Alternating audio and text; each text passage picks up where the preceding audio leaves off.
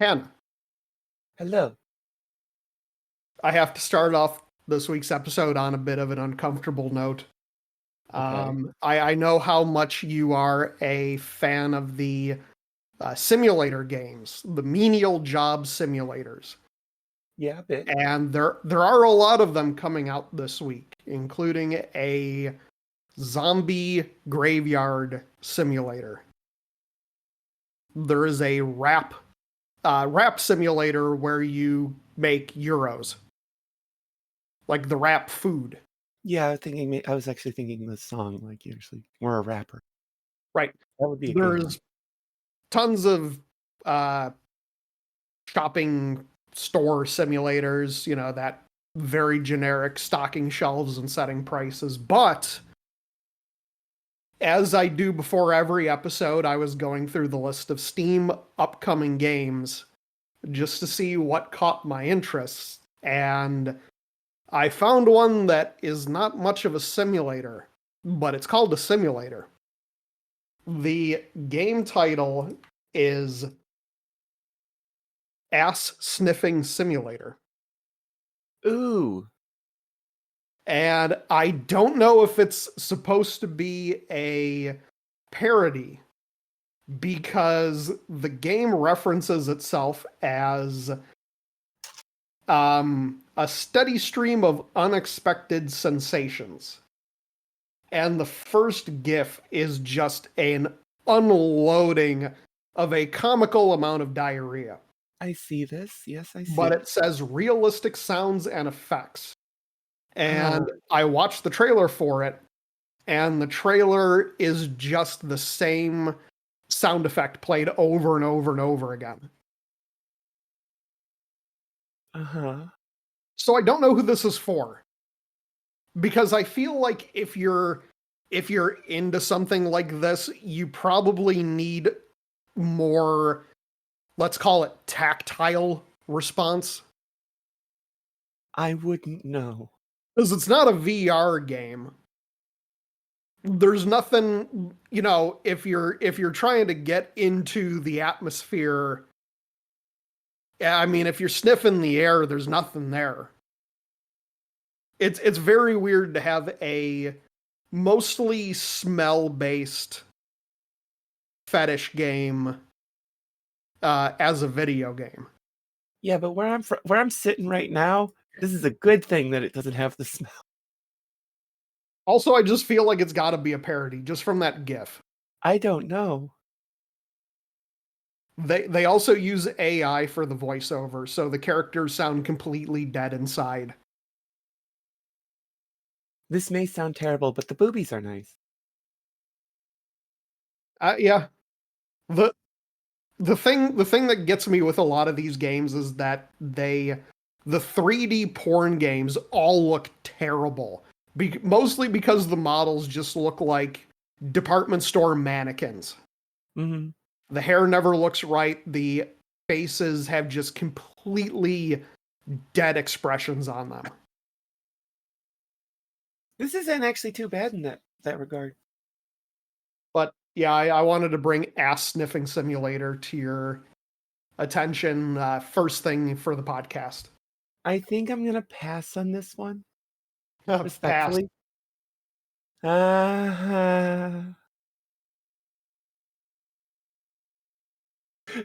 I don't think this is something that either of us will be playing for the podcast, but it is developed and published by Flatulence Games.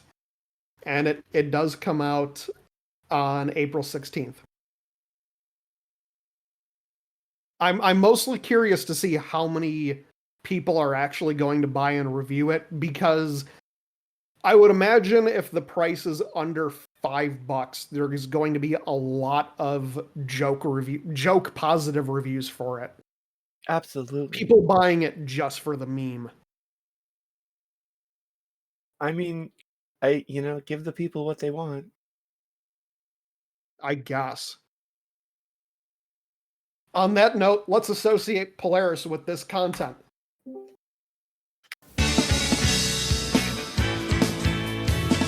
It's mighty strange. You looking at the leafy rain. settled in bed? Or have you picked your target yet? Listen, babe. Got your dog bite? Listen, babe. And that marks the beginning of the show. It is that time of the week. It is time for yet another episode of How About Not Flicks, theoretically the official podcast of MMOFallout.com. This is episode number 9. You be making a valid point. I am your riddled with post-nasal drip host, Connor. I'm Hannah. And this, once again, as always, this podcast is brought to you through the power of our loving patrons at patreon.com/MMOFallout. I've actually been trying to get the episodes out the same day that we record them. So the episodes go out for patrons usually Sunday or Monday, and then I usually have them scheduled for wherever you get podcasts, fresh or frozen, Wednesday or Thursday. It's a good deal. Thank you, patrons. Yes, you can join for free and get none of the member benefits, but boost our numbers, or you can become a patron for as little as $1 a month and help us figure out what kind of perks we should actually give patrons. Every little bit helps.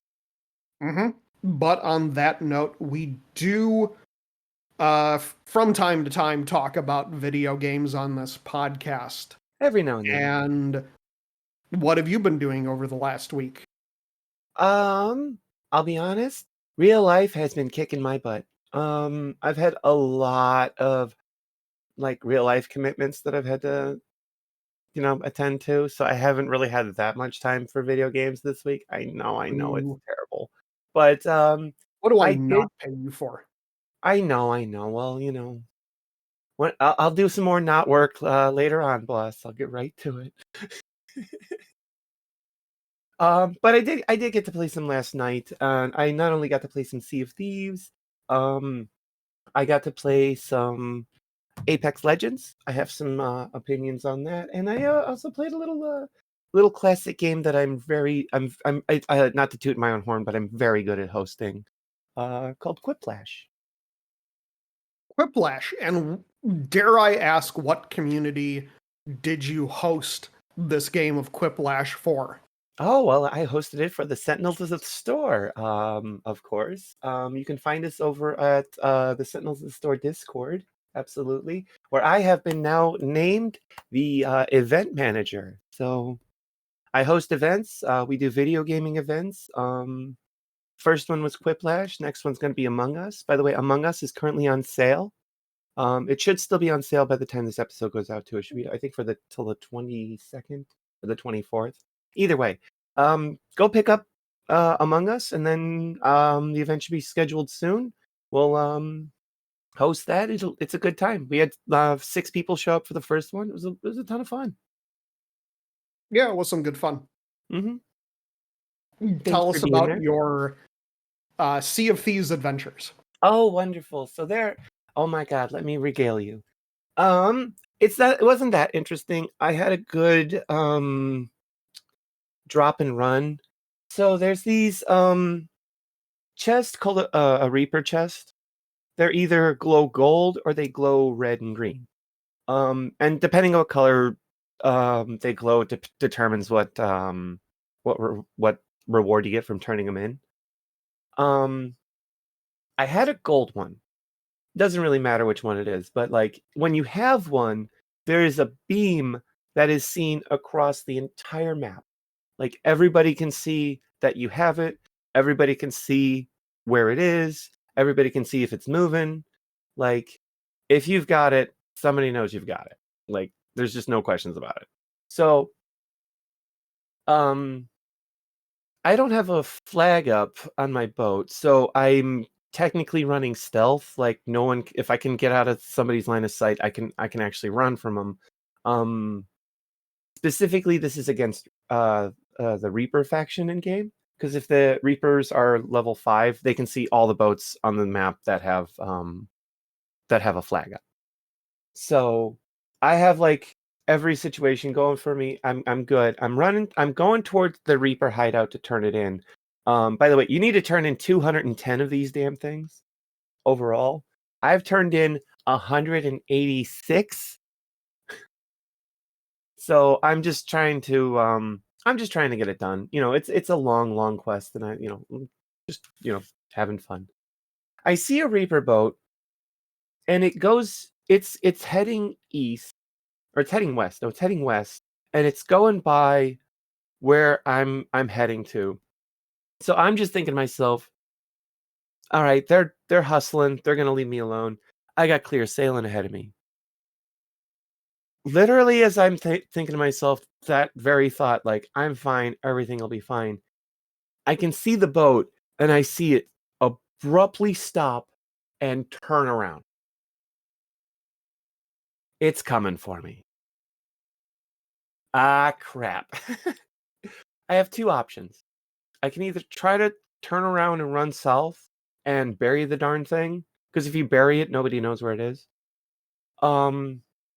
And then just wait them out, and then maybe they'll leave, and I can do what I want. Or I could gun it. So I'm gunning it. Naturally. I'm thinking to myself, all I have to do is just get my boat into, it's called the cradle. I've got a couple, actually, no, I didn't have any other loot on my boat. So like, I just have this one chest. And I've got a thing called a horn. It allows you to, it sprays out air, and you can push enemies, you can put out fires. It's got a couple of different things that you can do with it. And it's a really, really good, it's a really, really good item. I'm heading for the cradle because that's the perfect spot where I can just grab the chest, jump off the front of my boat, run to the place for turn it in. Even if they kill me, even if they sink my boat, I got it turned in. All's good. So I've got my boat pointed right at it. And if I can't, I'm gonna go. If I can't do that, then I'm gonna go right between the islands and just keep on sailing. There's this little island that screws you over every time you're in a situation just like this, because you always forget about it. It's this really shallow island. So it's a really like sandy place. It's a really easy spot to just run up on. And it's 20 meters ahead of me, and I'm going full bore. I just collide. I just collide with the ground. The boat coming after me is a 3-person boat. So I don't know. There's either 2 or 3 people coming to get me. I hear one of them shoot out. They're coming they're gonna come, board my boat and then try to kill me. I throw the wheel as soon as I hit the land. I throw my boat to the wheel to the left just to start turning it. Just if I turn enough, I'll get out of being stuck where I'm at, and then I can like reposition myself and try to turn in the chest. Somebody climbs up my boat. While I'm doing this, I grab the horn and I just start blowing them off my boat. And I blow them to the front of my boat, and they just start, like, when you're getting blown around, there's nothing you can do about it. You just have to kind of just take it. So like, I blow them off the front of my boat, and they're trying to take a shot, like they're trying to shoot me with their sniper rifle, and I know how to just like sit back and maneuver so they can't see me. And meanwhile, boat's slowly turning, getting out of its position. They get up onto the side of the boat, and again, and I blow them off. They run around to the other side of the boat, and they hang on. And they're like trying to wait to see if I do anything. I just look over, I see them there, I blow them off the boat, and then I'm free of them.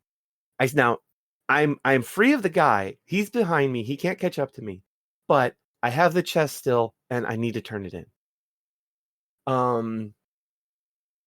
I position myself so now I'm running east along the north side of the island, and I'm gonna just take the chest to a point where I can I'm gonna just keep abandon my boat, let it go sailing forward. It lasts for a pretty long time by itself.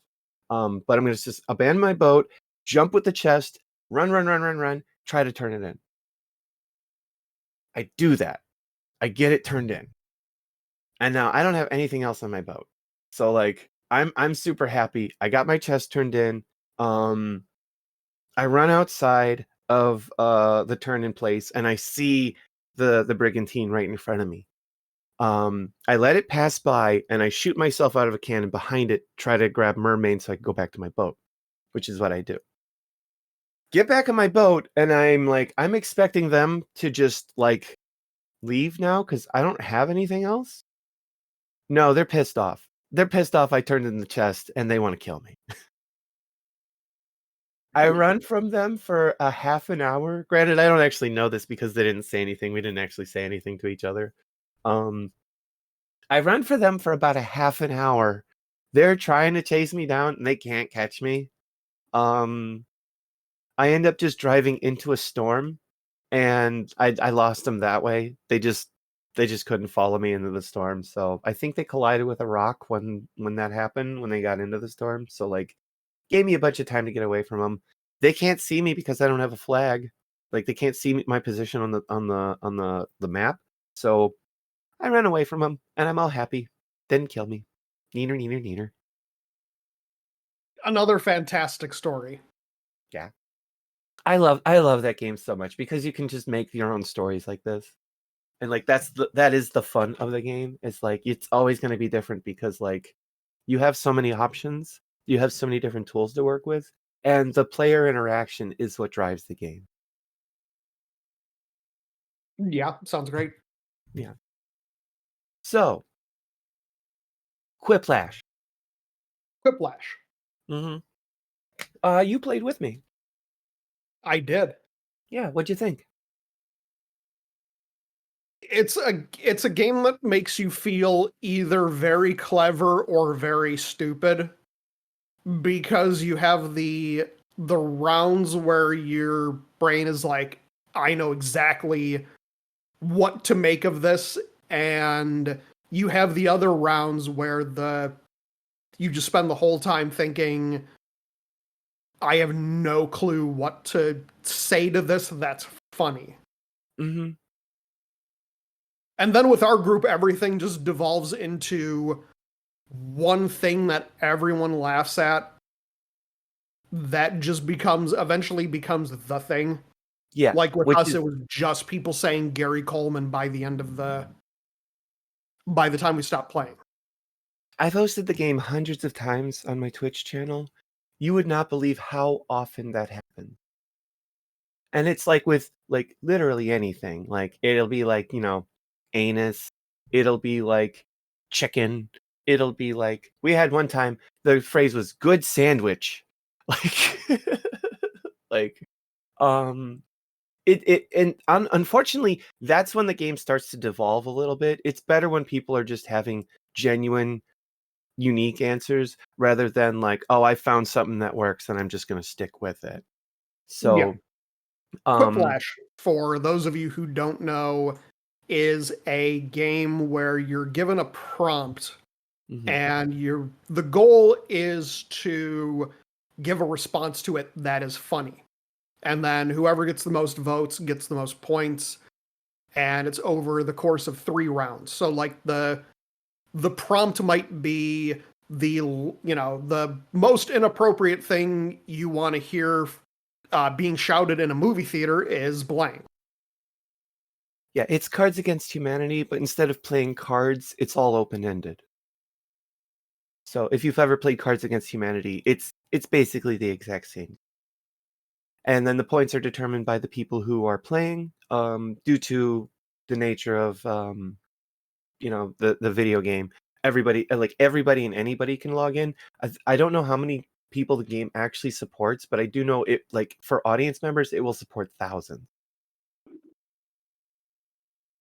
So I think it's quite a bit for participation. yeah, it's a lot. I've known big streamers to host it, and there'll be a lot of people in the audience. Which 3 to 8 players and 10,000 players can join as the audience. there you go. Yeah. So that's quite a bit. And having more audience player members really does make the game better. Yeah, because it's harder to play to a small subset. Yeah. And it's easy to get into the tropes where like it just becomes Gary Coleman all the time. What's the most politically incorrect hot dog topping? Gary Coleman. Yeah, exactly. And it's like It goes from funny to okay. Yeah, exactly. So the potential is really there for the game. It really just depends on the audience members. And I I have had to, tell people, "Hey everybody, no more Gary Coleman jokes, whatever." I wasn't really wanting to do that because it was, more of a casual thing. It was our first time playing it, I didn't want to like have too many rules for the Sentinels event. So, but overall, I feel like that event went very well. I feel like everybody loved it. Everybody that was there. I love Quiplash. One because it is it's a good game to get a decent amount of attention on Twitch. Because anybody can join for free. And it got me really good at improv thinking, as well as like that like host style like video or like game show host style presentation.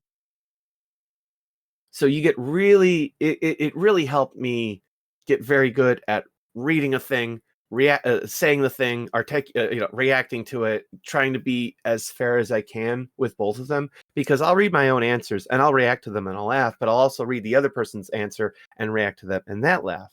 And a lot of times I'll actually write my answer and criticize it as like, that answer is no good. We can't have that. Like, because either I'm just trying to like not play favorites.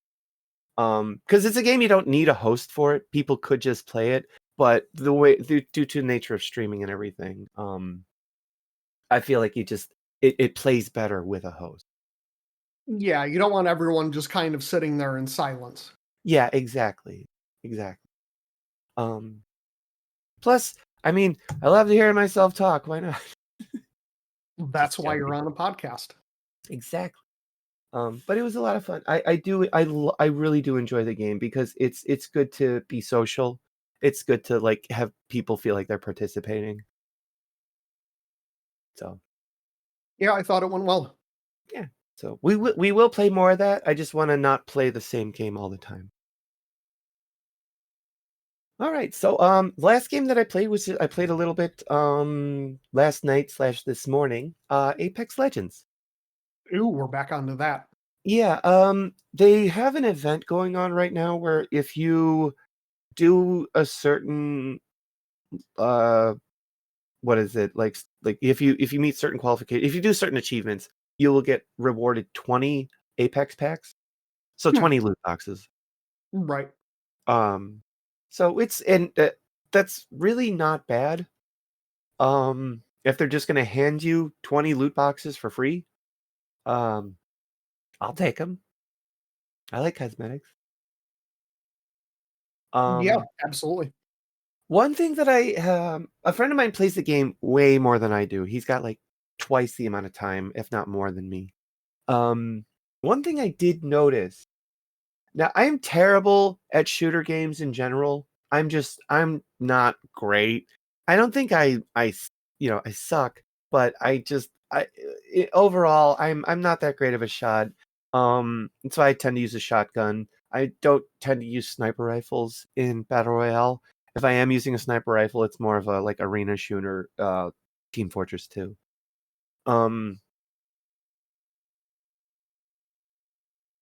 Where is that going? Oh, guys, I just lost my train of thought.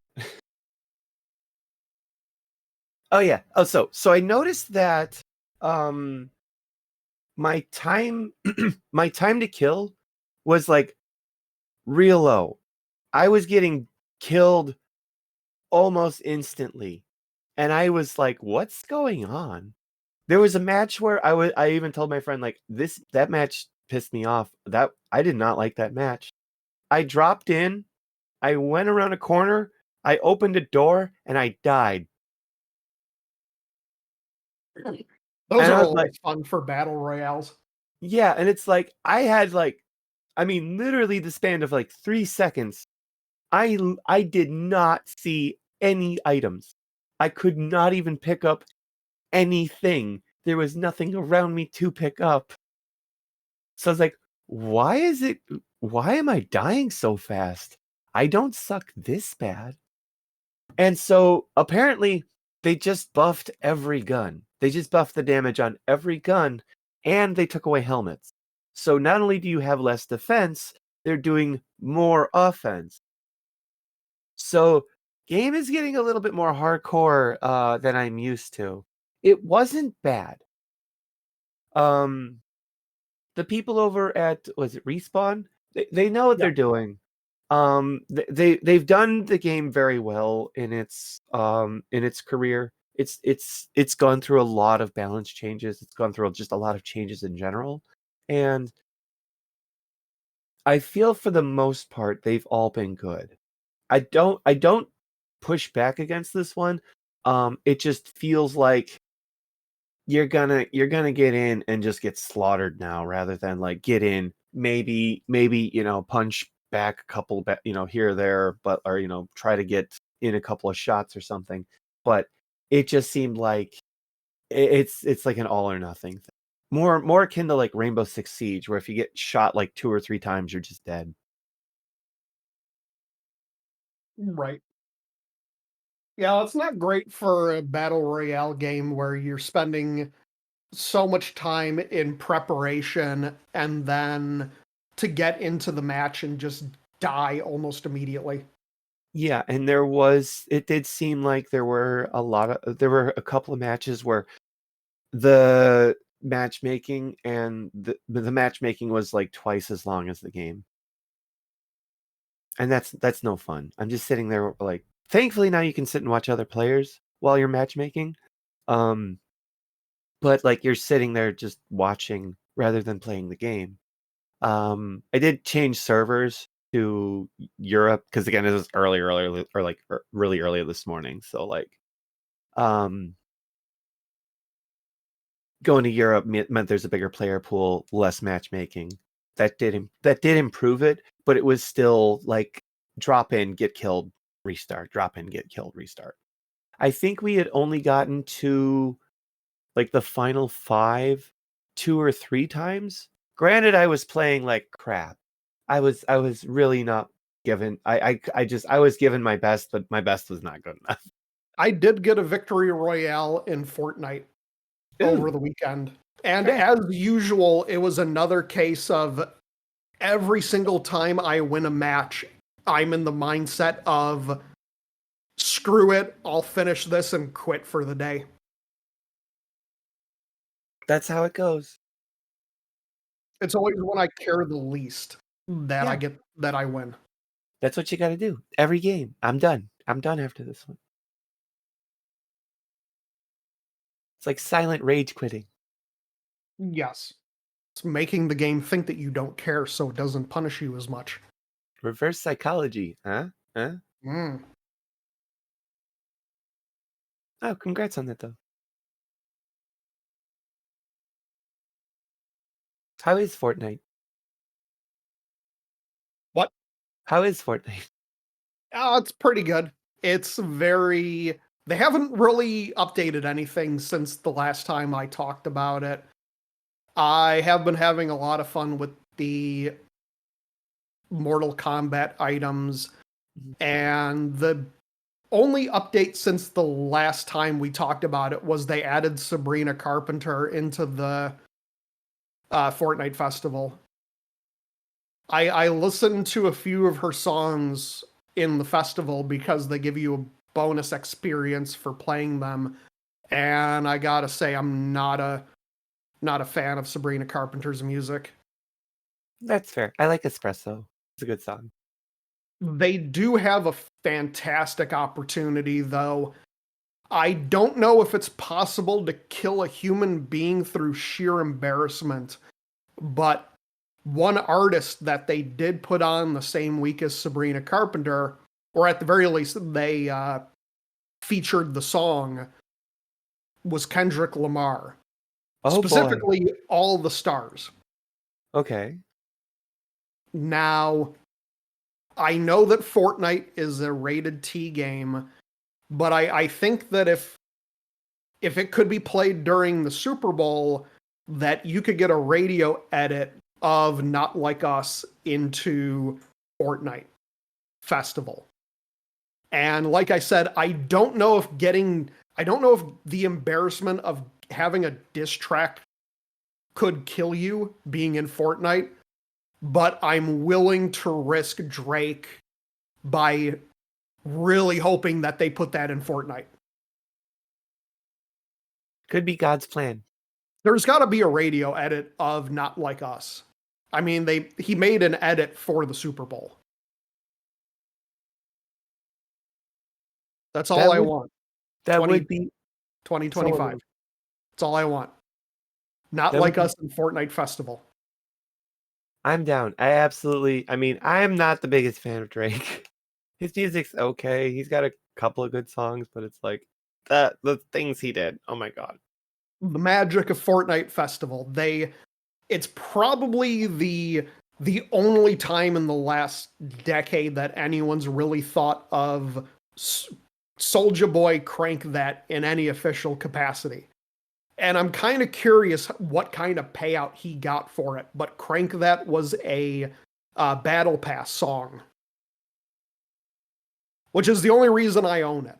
Because it was part of the Fortnite Festival Battle Pass a few seasons back. How popular is Soulja Boy these days? Because he's like... Not at all. I was going to say, he was out like 20 years ago. Not at all. Soulja Boy hit it big with Crank That and has been on a downward trajectory ever since. I mean, the guy faked having a licensed Nintendo console. Yeah, fair. And also claimed to be the CEO of Atari because he bought some stock in the company. Yeah. But Soulja Boy's last charting album was The DeAndre Way back in 2010. Oh, yeah, see? He has not had a charted album in any country in 15 years. Yeah, because his big album would have been like 2007, 2006. Yeah, that was Soulja Boy Tell Them. Yeah, okay. And I'm curious. I'm curious on the business side. I want to know how much Epic paid him to get his single in the Battle Pass. Because it's the only Soulja Boy song that's in Fortnite Festival. Probably because it's the only one that people actually know. Soulja Boy has had 11 albums released. Can you tell me one other song of his that is not Crank That? I didn't even know that was the name of that song. I thought that song was like Superman or something. Right. So I do like the idea of I was listening to a Snipe YouTube video and he had the idea of that Soulja Boy should put out a themed Magic 8-Ball so that way you can ask it, who's the greatest rapper? You! Oh, that's terrible. But I have been playing a lot of Fortnite Festival. I've been trying to gold star a lot of songs. Yeah, I was playing Sea of Thieves while you were playing, and then like that Mortal Kombat thing went off, and I was legitimately scared that somebody was like trying to kill me. The Mortal Kombat thing is great. It's they pulled a lot of the classic sound effects. They added in Adventure Time to Fortnite. And I don't know how Pendleton Ward feels about that. I feel like that would kind of go like The dude's an old hippie. I have a feeling he would be against Finn and Jake being in a game about shooting people with guns. Even if it is kind of like the visuals are child friendly. Yeah. But it's just weird. We have a video game. We have a video game where canonically you can have gunfights between Jake the dog, Billie Eilish, Snoop Dogg, and like Peter Griffin from Family Guy. What a world we live in. Fortnite is the video game of video games. And they can all wear Nike branded shoes. Well, flossing. Yes. And renegading. Yes, do the renegade. I am perfectly fine with my cute fox boy. I have been considering giving it a try. I like it. There's a lot of things, the FOMO in that game, considering that they're now 5 chapters in to a very deep list of cosmetics that you will never be able to get again because they're all from past battle passes. I'll be honest, if I did get into it, I would exclusively play the no build mode. Oh yeah. I play the no build mode, and then I to get the battle pass experience mostly, I swap around between the festival and the rocket racing. And then I do play the OG and the reload mode from time to time if I want to shake things up. Yeah, the rhythm game looked pretty fun. It has its up seasons and its down seasons. Okay. The vehicle-based Mad Max season was definitely a low point. Because nobody plays Fortnite for vehicle combat, and the vehicles were so powerful that it made running around on foot with your guns completely unviable. Although it did lead to some very horrible emergent gameplay, where a big thing that people did at the beginning of the season was they would hop into someone else's car in the passenger seat, and the driver would just drive them around and they would shoot people. So, like, unintended team-ups. So they actually updated the game so if you jump in the passenger seat of someone else's car and you're not on their team, you cannot shoot your gun. Oh, no. Because it dominated the game. Oh, that sounds like it would be fun. You have to get your own, you have to hire an NPC that can go into combat, and then they can get in your car in the passenger seat and shoot at people. But it is fun as a strategy, because what some people do is they'll roll up in their car, switch to the passenger seat, and try to shoot at you that way, because it gives them a little bit of cover. Mm-hmm. And if you're close enough, you can jump into the driver's seat and then make them completely unable to shoot their gun and just drive them around and make them a target. I literally got a guy killed once because I jumped into his car, drove him directly in front of a guy with a shotgun, and just stopped and let the guy with the shotgun kill him. So you do get fun little moments like that. That honestly sounds great. I have I have an addiction to Fortnite. Yeah, mine's called Sea of Thieves. I haven't been spending anything on the store in the last couple of months, and I realized because of Fortnite Crew, it gives you 1,100 V-Bucks a month. Mm-hmm. And I have like 5,500 V-Bucks in my account because I just haven't been buying anything. But it is fun. It's one of the few online shooters that I will still play because people are sweaty in it, but it's nowhere near the level of first-person shooters. Oh yeah, that's right. It's all third person. Oh no. There is a first-person mode for ballistics, and there's creator maps that are first-person. Because they did add in first-person, the ability for first-person. Yeah. And it's been theorized that at some point in the future they might try to do an official first-person battle royale mode, but I think they're not doing it yet because of all the problems we've talked about with the matchmaking queues. Because that would just introduce more queues and spread people apart more. I'm not opposed to third-person shooter games because one of my literal favorite series is a third-person shooter. Yeah. So like, I think I need to give it another go. I'll go download it. Now, I played 2 games this week Uh-huh. because I completely fell off on the demos that I promised I was going to play after last week's episode. And the first game that I played, well, you know one of the games that I played, but the first game I'm going to talk about is I played a little game called Gametime Glizzys. I love me a And good Glizzy. Gametime Glizzys is a $4 game.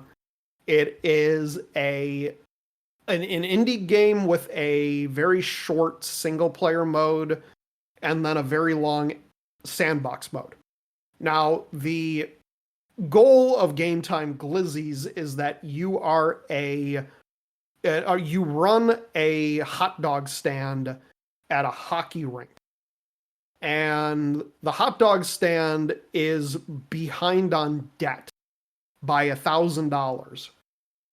And you have something like 10 days to make the money back and pay off your debt. And the way that you do that is you make and sell hot dogs. You got to make the glizzies, you got to sell the glizzies, and then every day you have the option of spending a little bit of your money to upgrade your shop. So you can get chili, cheese, veggies, French fries. Ooh. And the more, obviously, the more that you make, the more that you charge. So the more that you unlock, the more complicated the game becomes, the more money you can bring in. The first time I played the game, I actually beat it with 3 days to spare without unlocking anything. And then the second time I played through the main story, I actually unlocked things. And I paid off the $1,000 all at once with like 2 days left. Oh wow. Okay. But it is fun. It is it's very much an arcade mode. So like it doesn't pay too much attention to details. You can drop a hot dog on the floor and the game doesn't know about it. But it does throw little things at you, like you have power outages, you have the other shops can sabotage you, and you can sabotage the other shops. There are random events where a wayward hockey puck will slam into one of your machines and break it, and you have to fix it. And it scared the shit out of me every single time it happens. Because you just get that loud, like, crash. You also get soda. Also, the graphics look disgusting. It's not good graphically. The chili looks like poop. Especially when you're putting it on the fries. So you get people that they'll order like a plain dog, a classic, which is ketchup and mustard. You get like pickles, onions, chili, cheese, and the whole thing is just time management. There's nothing particularly complicated about it, and it's not a difficult game by any means. But they did add an endless mode that lets you can set a dollar goal, number of days, maximum amount of mistakes to make, number of sabotages every day. It's a fun game. It's not going to take you much time to play. It's like maybe a half an hour to play through the campaign mode, but the endless mode is really where it's all at. It's gonna give me nostalgia feels because I used to work at a hot dog stand. The only thing I don't like is that the game actually ends 2 seconds before the timer finishes. So if you're running against the clock and you're about to put a hot dog down on the tray and the timer has 2 seconds left, the person leaves and it just calls it. Okay. Which is weird. It's always at the 2 second mark. Yeah, that is a little weird. In which case, why have the extra 2 seconds? Because you literally can't do anything with that extra 2 seconds.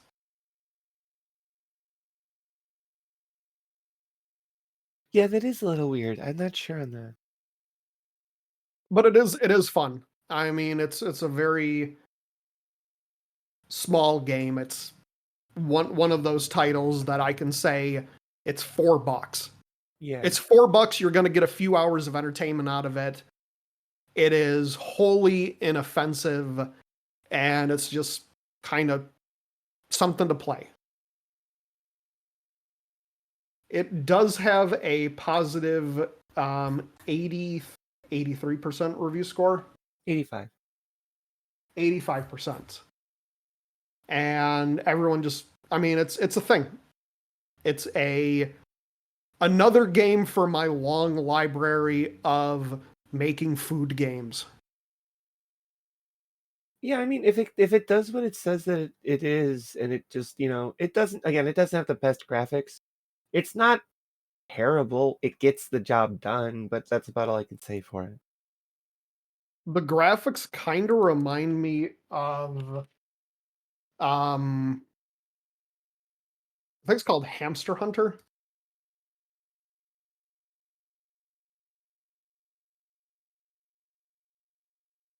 Hamster Hunter.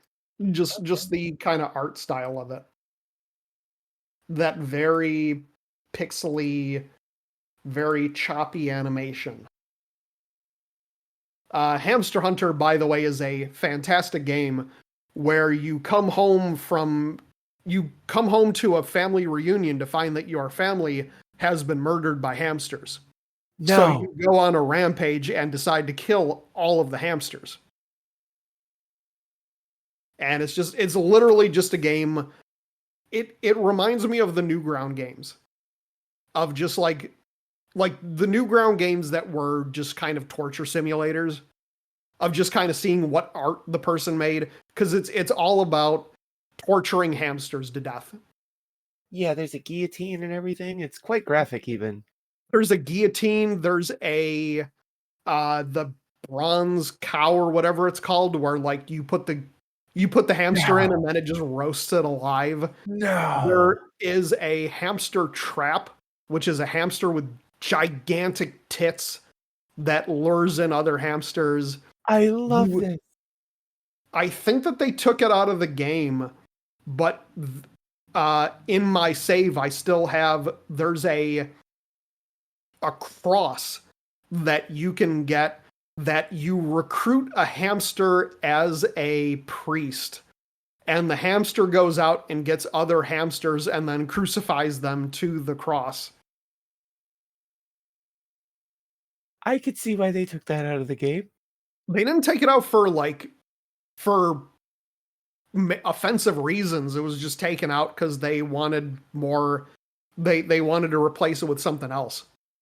But yeah, Hamster Hunter. That's a game I haven't thought about in quite a while. Wow, I video games. Now this is this podcast. So The next game that I played was a Game Pass title. It is called South of Midnight. This is a game that will make you feel the feels. It was developed by Compulsion Games, and I'm happy to say that it is much better than their previous title.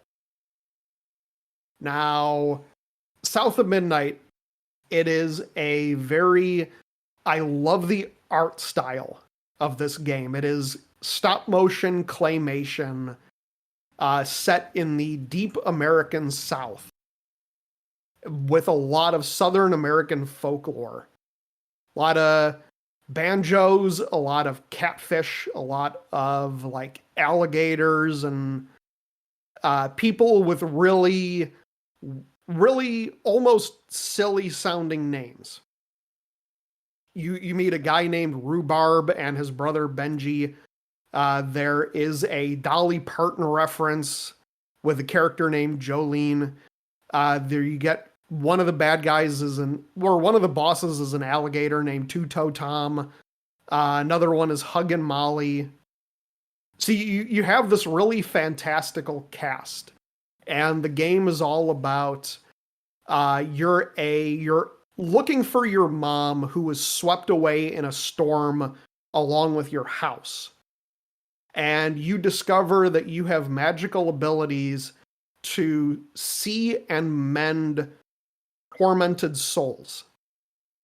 And it sets up the game where the enemies that you're fighting against are not evil per se. They're just damaged by psychological and physical trauma. So, for instance, for one of the kind of ancillary characters, I'll explain Two-Toe Tom, the alligator, where you for the first couple chapters of the game, you see Tom floating around. He's a giant alligator, and you're supposed to think, oh, he's a monster. And the more you learn about Two-Toe Tom, the more tragic his backstory becomes, where you learn about how Tom used to be a regular-sized alligator whose owner purposely starved him so that he could use him to torment the other villagers. And he tormented Tom and starved him to the point where Tom ate all but 2 of his own toes, just so he could have something to eat. And then one day, one of the other villagers, Jolene, shows up and rings Tom's dinner bell as he's sitting with his owner, who's sleeping under a tree, and then Tom eats his owner and becomes Two-Toe Tom, going around eating endlessly to the point where he grows to become this giant monster because he can never fill the emptiness in his heart. And what I love about the game is that the soundtrack fits in with the game itself. So in Two-Toe Tom's case, the soundtrack, the song that's playing as you're fighting him is a direct Dolly Parton style song. And at the beginning of the song, Tom and Jolene are singing on separate sides. And then by the end of the song, which coincides with the end of the fight, they're singing in harmony. Because it starts with her seeing him as a bad guy and then realizing that he's actually a victim. And it has a lot of really chilling songs and a lot of hard-hitting topics that I can understand why certain parts of the internet don't like it, because there's a whole chapter dedicated to toxic masculinity and child abuse, because there's a chapter where you go up against this character called the Rougarou. And the Rougarou is the product of a a man who as a child was beaten for showing emotion because boys aren't allowed to show emotion. And the song When You're Fighting the Rougarou has children singing about how boys shouldn't cry and that they should all, that the proper answer is to bottle it all up until it becomes effectively a mental illness, and then taking that out on the people who try to help you. And the whole time, again, you're not fighting the bosses, you're trying to mend them. And in all of these cases, you end up mending the hearts of, instead of defeating or punishing the characters who are doing bad things, you mend their hearts and fix their trauma and turn them into better people. Even the alligator. And it is a fantastic game. Even if you don't play the game, the soundtrack is worth listening to. Because it is just steeped in southern... It is just southern jingles all over the place. The art style is very, very good. I love the art style. I'm noticing something about the animation choice or style about it. It's all stop motion. What? It's all stop motion. It's all stop motion. Okay. Well, I've noticed that like the motion of the character is like 60 frames per second, but then the motion of their speech is like 13. Yeah. Really, really interesting choice there. It works. I feel like it works. Because when I see some of the characters talk in the trailer, I'm instantly drawn to their mouth. I'm instantly drawn to them speaking, them like, because the world is so fluid and people speaking is kind of so staggered, it really gives you like, it really makes you focus in on that. Yeah, I love it. It has a very distinct art style. It has a very distinct animation style. And again, when was the last time we've ever had a video game set in Southern American mythology? It does look like a next generation Compulsion game. Yeah. It does look very good. And I don't want to get into it, but I don't really have very much good things to say about Compulsion, and this does look nice. It is a very fun game. I mean, it's worth, even if you just pick up a month of Game Pass to play it. The game itself is $40, so it's not even a AAA priced game. And it took me 10 hours to beat it front to back. And the final chapter is just heart-wrenching. Because it's one of those games that even the biggest villain you end up feeling sorry for by the end of it. And nothing that your character does is about retribution or punishment. Because the whole time you're just trying to get your mom back. How's the replayability on it? Probably not at all. Okay. I mean, replayability, I would say, outside of if you're the kind of person who plays a game and then thinks like, I'll play it at a higher difficulty level, the combat in the game is very enclosed arena battles. There's maybe 6 different types of enemies, and I have to say that was the weakest part of the game for me. Okay. I ended up turning the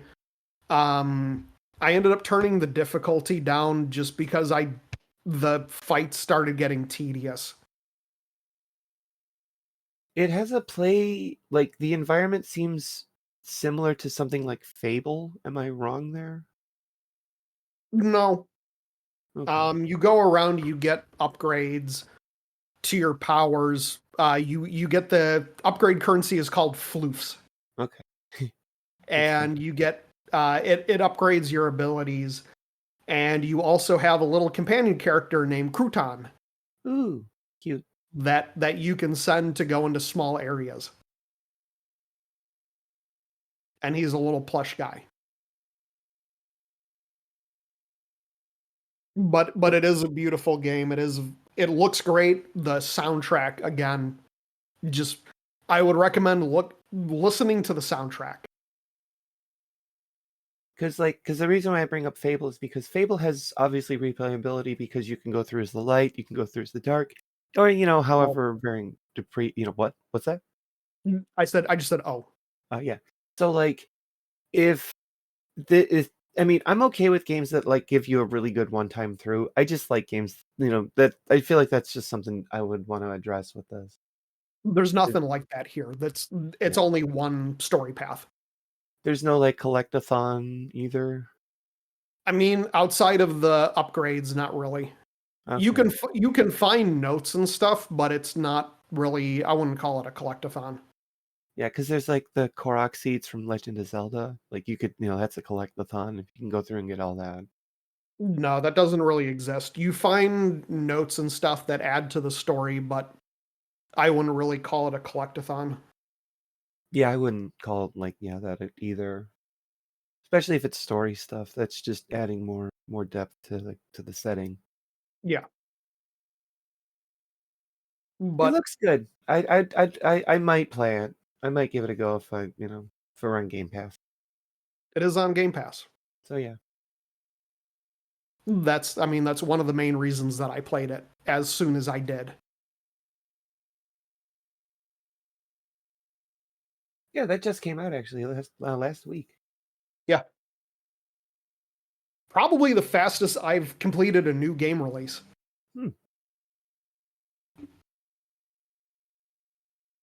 But it is some good fun. And that's pretty much all that I played this week. I did play a couple of stress tests for Defiance, but I didn't really play much because the servers kept crashing. Well, that is its own experience. Yep. But on that note, I did want to go into my usual weekly list of games that are coming out that I think are worth looking at. Now, the first game that I have is one that speaks to me personally because it is called Erenshor. Ooh. And it's a single-player tribute to the original 1999 EverQuest. And I played the playtest for this, and I found it to be pretty interesting. There's a demo on Steam. The whole idea of it is that it is a simulated EverQuest-like MMO, which means that there are fake players running around that you can group up with and take on dungeons and level, and it's very reminiscent of early EverQuest. But it's an offline game and all the other players are fake. And it's so realistic that when I played the demo, I think there's a cooldown from where you can actually get a party, because for the first 30 minutes that I was playing, you actually type into chat LFG, and everyone in the server area was like, no, we're not available, or we're not, I'm not teaming with you. I got shut down by the single player game. Maybe you're just too new. You're a newbie. Everyone rejected me. It took me playing until I think I was level 2 or 3 before I could actually get a party. Oh, see, you need to get good, scrub. I don't play a single player game for this kind of antisocial behavior. Just get good. But it is interesting. I want to see how far they go with the main game, because it is coming out on April 14th, and it really is, when I say that this is simulated EverQuest, it feels like someone repackaged the game mechanics from EverQuest. It's incredibly bright and colorful. Yes. And you literally have NPC characters like fake players running around, chatting, doing their own quests, killing monsters, and it is simulating as best it can an MMO. But everyone's fake.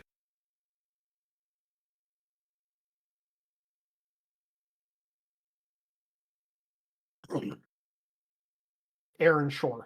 Now, the second game that I have that's coming out, I played the demo. I talked about this a few times in the past, and the game is called White Knuckle. And I keep forgetting that the full game is not actually out for that. This is the climbing game where you have your left mouse and right mouse button, and each one controls a hand. And the whole goal of the game is to climb. And you're climbing, you have to go at a certain speed, and then there's little things like you can get items, you can get it's very Half-Life 1 themed with the visual style. But it's a very high stress game. Because it's one of those games that you can climb and then lose your grip and then just like lose everything. The demo is up on Steam. You can get a lot of gameplay out of the demo. Again, I completely forgot that the full game is not actually out. But it's very fun. It's very fun. The skill ceiling is high. It has the option. If you're the speedrunning type, it is a good game. I'm getting Benny Foddet vibes. Mm-hmm. The demo, I love the demo though. Or Bennett Foddy. Sorry, I'm terrible. I'm getting Bennett Foddy vibes from this. Right. But that one, the full game is out April 17th. It's coming out in early access. And they are putting out a big update with new content and new levels, new region, new systems. Twice the content. If you're worried about whether or not you'll like it, I highly recommend checking out the demo. Because there's a lot of gameplay there. Oh wow, you have to like push yourself up, put the peg in, and then hammer the peg in. Mm-hmm. Oh, that's cool. To give yourself another place to go. That's crazy. Yeah, there's parts of it where you have to get the pegs and then basically like hold yourself with one hand, take the peg out, put it in the wall, grab your hammer, and then hammer it in. There's a few rebar rods you can find along the way that you can also throw. There's one with and one without a rope. But yeah, it's such a fun game. And you have a limited amount of stamina, and the way that the game portrays that is your hands will increasingly glow red the less stamina you have. And if you hold on for too long, you'll just lose grip. But it's also per hand. So if you're maneuvering properly, you can manipulate your hand stamina to climb longer and faster.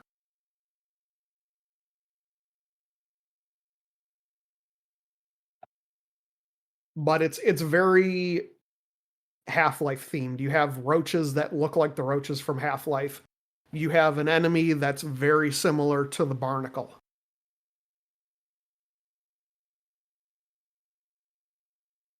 Are the levels procedurally generated, or are they set levels?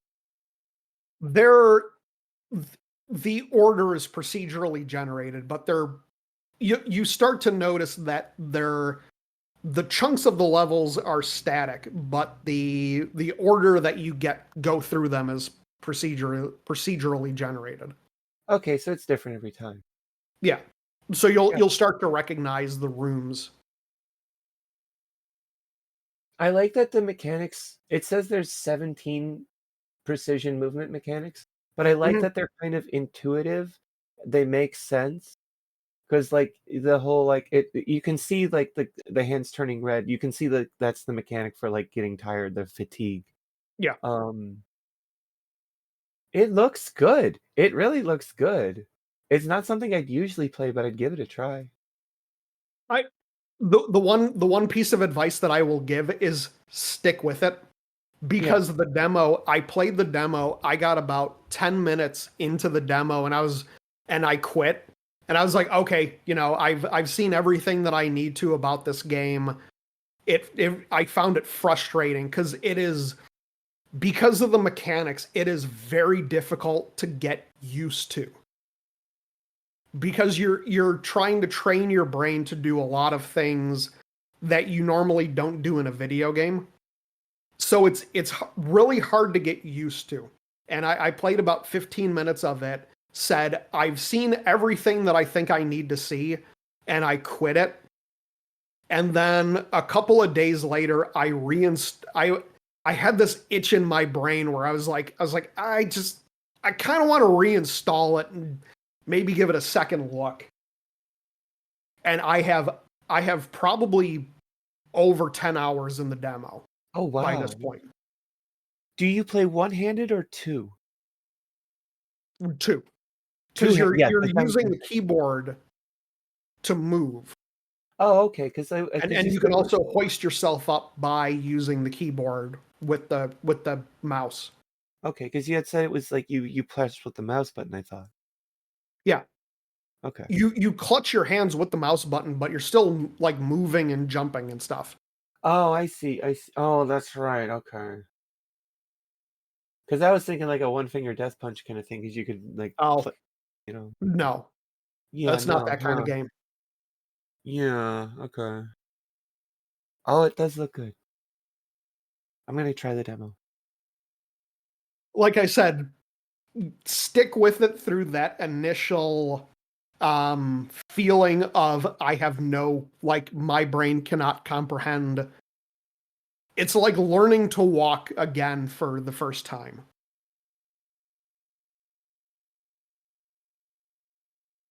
You have to learn the mechanics of how the game wants you to move and to do things like hanging from a peg and like getting into your inventory, pulling things out and hammering them into the wall. But it is fun. It is addictive. It is a game. The runs for the game are like a few minutes long, up to, a half an hour, depending on how well you do. And it's one of those games that you die and the first thought is, I'll fit in another run. And then the next thing you know, it's 2:00 in the morning and you're still playing the game. But White Knuckle is White Knuckle is that game. Now I have another one that looks pretty good. It is Mandragoria Whispers of the Witch Tree. And this one has a demo that I need to play. It is launching April 17th. This is a Souls-like Metroidvania game. And damn, does it look good. It's pretty. It has that very fairy tale kind of stylized art to it. But Kind of reminds it me of, is a side-scrolling action RPG. it reminds me a little bit of Trine. Yes. It promises 6 classes, a 40+ hour story, hundreds of items to craft, and a very big world. Ooh. 60 quests. And again, it looks really good. Out on April 17th. Yep. For $40. And there okay. is a demo that I need to play. I might give that that looks fun. I'll play anything. Right. The final game for my list does also have a demo, and it's something that it's part of a genre that I find. I love the fact that Nintendo abandoned the Advance Wars series because it spurred a bunch of developers to create very Advance War looking games. I can see the shock on your face. I'm downloading this right now. It is very Advance Wars in its look. The game is Warside. It is a turn-based tactical game, and if you've seen Advance Wars, you know exactly what this game looks like. I'm playing this game today. So am I probably. But I loved Advance Wars. Yeah, that's why. I mean, you saw my face as soon as as soon as I pulled it out. As soon as you posted the thing, I'm like, this is Advance Wars. This is Advance Wars. I didn't want to this is Advance Wars. This is 100% just Advance Wars. They just remade Advance Wars. Oh my god. They remade Advance Wars with some better looking art, but the theme and style is exactly the same. Yeah. I love tactical games. I love tactical war games. I like tactical RPGs too, don't get me wrong, but these are really, really fun. I love these kinds of games. I love the Advance Wars style games, and again, I love the fact that Nintendo completely abandoned that franchise because it's inspired so many indie devs to make their own versions. I want to get the reboot from I think it was Recamp from for Nintendo Switch. Oh yeah. Yeah, I want to get that one when I can because I really, really like Advance Wars. Did that one ever come out? Yes, Oh yeah, they yes, did come out in 2023. Yeah, it was supposed to come out right before the Ukraine war, or right after the Ukraine war started. Yeah. And then that happened. They were like, "Yeah, we're gonna delay this." Rightfully so. Nintendo had good taste on that. Yeah, I do need to buy that. I still have all of them on the Game Boy Advance. Oh, you lucky! Oh, I wish. I have my Advance Wars Game Boy cartridges. I have them. I never got that one. I rented it. That's how old I am. Oh, I do have one more. This one is really this week. There's something for everyone. So the last game on my list is coming into early access on April 14th. It is Stygian Outer Gods. It is a Cthulhu-inspired game, survival horror game with RPG elements that has a sanity system similar to Amnesia, and I think it looks pretty good. The game is coming out. It's being developed by Mysterial Games, who haven't really made anything, but it's coming out in early access. It's a pretty good looking first person shooter. It definitely leans heavily into the sanity mechanics. It has you surviving, finding artifacts, and apparently it's a very heavy choice-based game. So it'll be interesting to see how many endings that game has. It looks like if you like Resident Evil, this is right up your alley. But I think that looks pretty good. Oh, and I played Defiance. They're rebooting the MMO Defiance. That's coming out April 18th. It's not on Steam. And I'm hoping that they don't fuck it up, because it's the company that's bringing it back. They're called Fox Games, like Phoenix Fox. Yeah. And they've been rebooting games that Gamigo has shut down previously. And nobody knows who Fox Games is because they don't actually have any staff listed on their website.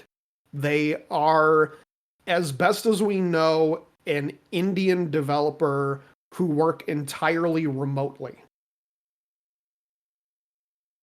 But nobody really knows. They just kind of came out of nowhere.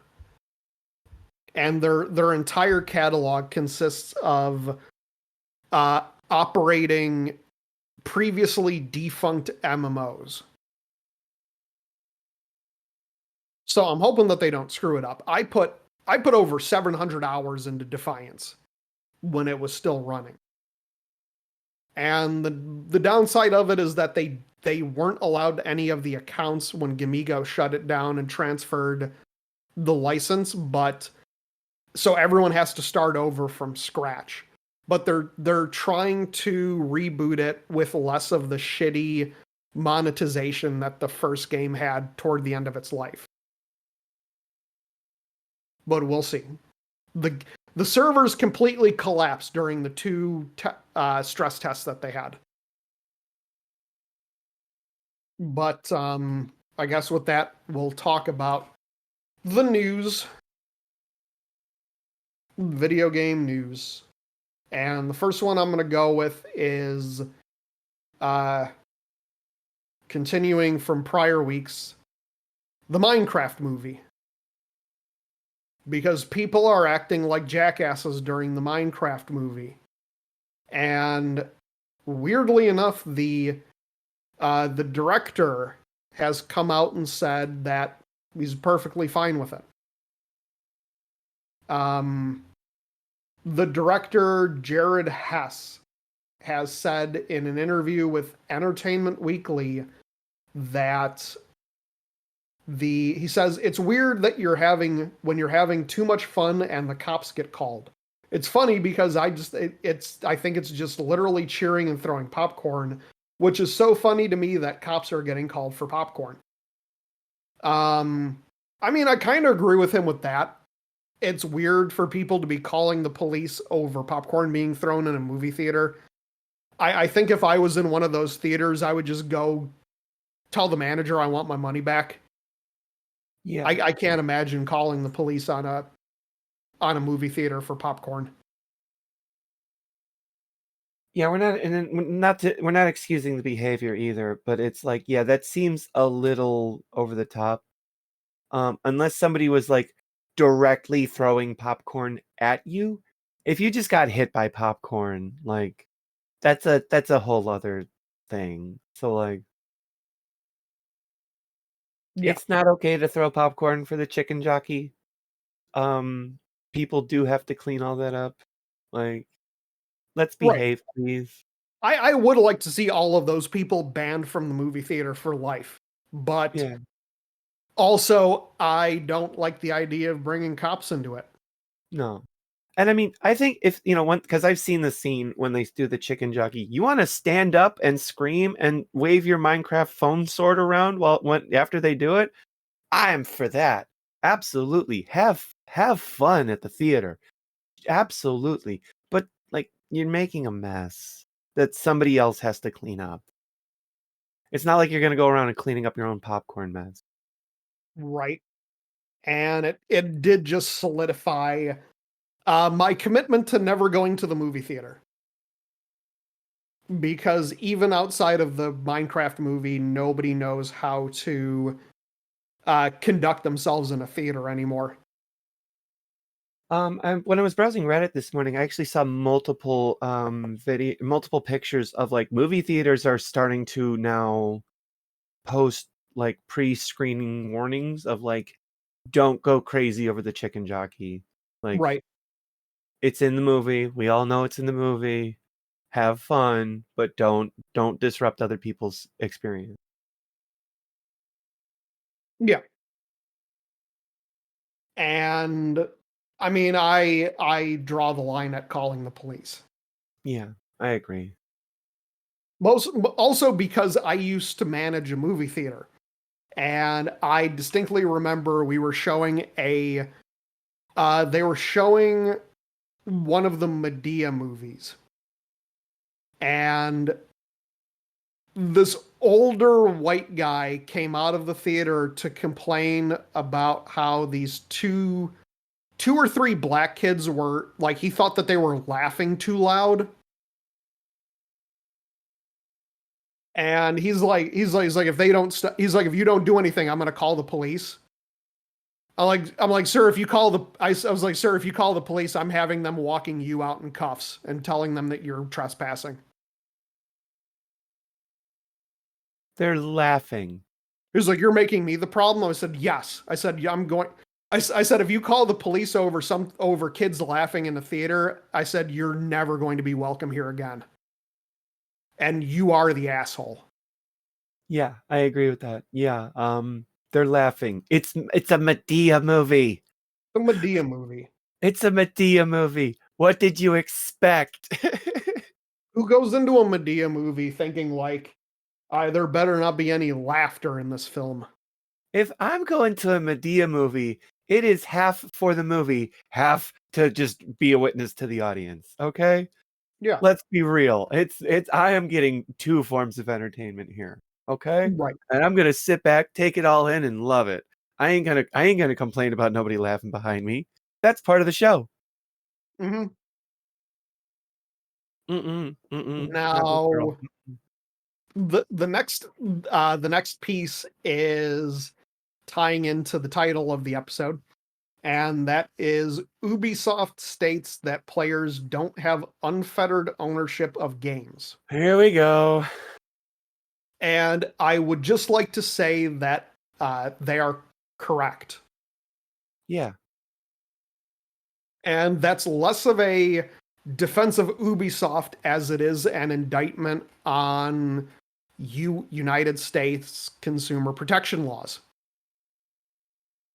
So they are correct in the idea that people don't own games and they only have limited licenses. And that there's nothing illegal or really action-worthy about a game shutting down its online services. Is it fair? No. But it's legal. There's nothing you can do to sue about it, in America at least. I'm hoping that this leads to more... I mean, it has to lead to more consumer-friendly consumer protection laws. Mm-hmm. And we all know how America feels about consumer protection when it's written into the law itself. Yeah, so it's not going to happen. Pretty much. Now, you could go the Australian route and have it be where if a game stops functioning, then you're entitled to a refund no matter how far down the line it stops functioning. Or you can, put something in the law that requires developers to have some kind of offline functionality for these games. Which for a game like The Crew, it could have been built with offline in mind. Yeah. That's the thing that I have a problem with people is they're like, just make an offline mode. It's incredibly expensive.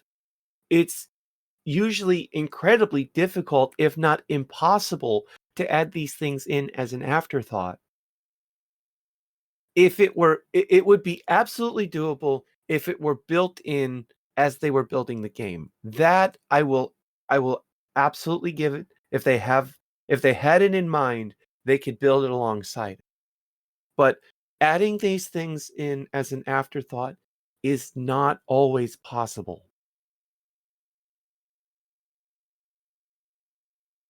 Right. And there's still, I don't know if anything's actually coming out of it, but Ubisoft did announce that an offline patch was coming for The Crew 2 and The Crew Motorfest. They haven't really talked about it at all since the lawsuit was launched. But they said that it's coming sometime in 2025. And I think the correct route to go would be to have legislation that says you have to have an online mode from the begin or an offline mode, I'm sorry, from the very beginning, or at least when your game shuts down, it must be included in there. Because Right. I'm I I'm mean, I think flexible as to how this is written. right. It's hard to I mean, it's something that's hard to legislate Yes. because if you have, say, an MMO that can't really function offline, well, what do you do for that? Yeah, because a game like World of Warcraft can't work without literally thousands of people playing it. Right. And it needs, servers. Yeah. You need a little bit more than your average home computer to run it. Yeah, because a game like The Um, Crew, if it's like 8 people, if it's 12 people, your home computer can host that. Like they right. can do like a peer-to-peer thing, or client-hosted servers, so that way, like, if I start up the game, it's just hosted off my server or my computer, I mean, and nobody really knows the wiser. But when you're dealing with thousands of, tens of thousands of people, no, your average home computer does not have the capability for it. Yeah. But I don't see the lawsuit going anywhere. The best thing that I can see coming out of it is maybe it inspires some legislation to give more consumer protection that might inspire developers to add in offline modes for games that could conceivably have them. Um, but I would rather see people spend less money on games that are online only if they're not willing to accept the fact that the game is eventually going to shut down. Yeah. And I look at these games, I've compared them to an amusement park, theme park before, because that's the game that I play, Sea of Thieves. It will shut down at some point. Right. I will not be able to run that thing on my home machine. It requires a lot of players playing. It's not as many as like World of Warcraft, but it does require, I would say, a couple hundred people playing at any given time in order for it to be a decent experience. And the more players, the more varied the experience, which is actually going to be a better experience for Sea of Thieves. So I feel like I'm paying for access to a timed ticket. Like I get to play in the amusement park for as long as the amusement park is open because I've bought admission, but eventually the amusement park will close. They will kick Right. everyone out. Everyone will have to go home. Now, Eventually the park shuts down or there's just nobody left in the park. correct. And if they do shut the park down with people in it, hopefully you just got to go across the street to amusement park 2. You Right. know, hopefully that is just all that has to happen. You might have to pay admission again, but such is the nature of going from one older theme park to a newer, better theme park. Yes. So I don't own the theme park. If I buy a ticket to the theme park, I don't own the theme park. Right.